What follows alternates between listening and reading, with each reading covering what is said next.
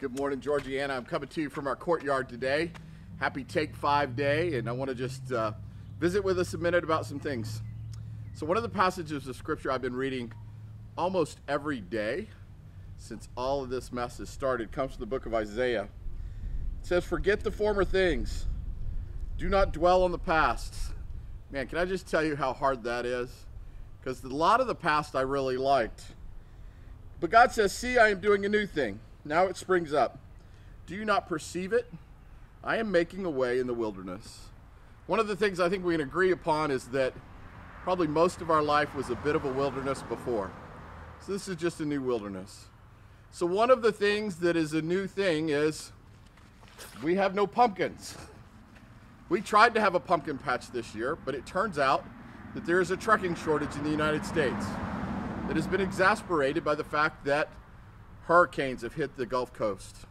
So there are pumpkins in New Mexico sitting in the hot sun, waiting to be delivered nationwide.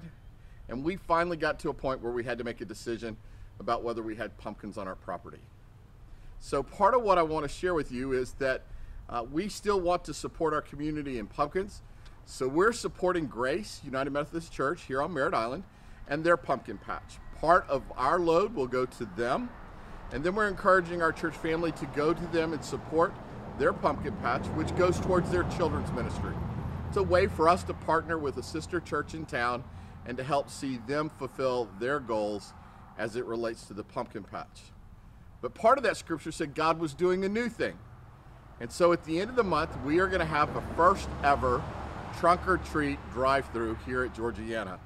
We're really excited about that, about seeing our families come through in a safe environment where they can get some treats and some goodies.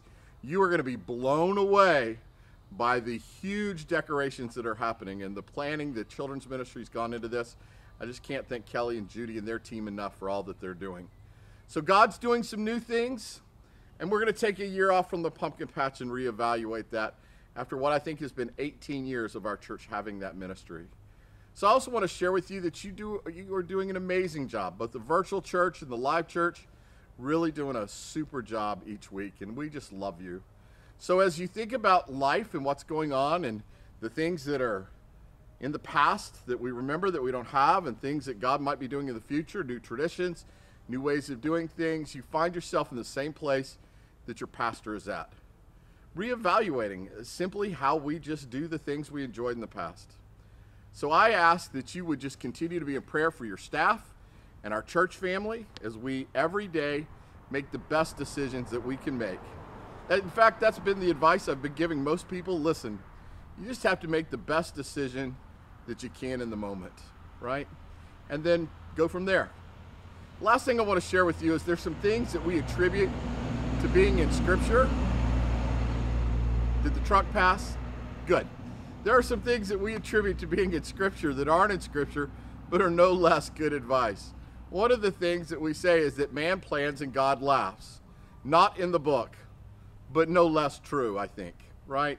So we plan, and we should continue to plan, but every once in a while, God has a different plan. And that's what we're doing with this time. The other thing I want to tell you is that I think if Jesus were walking with us today, he'd expand the beatitude list a little bit. I think he'd say to us, "Blessed are the flexible in spirit." So I want us to continue to be flexible in this crazy new season as we're making decisions every week based on everything that's happening around us that is best for our church, best for our church families, and best for our community. I love you so much, and I look forward to seeing you Sunday, either virtually or here on campus. Have a great day.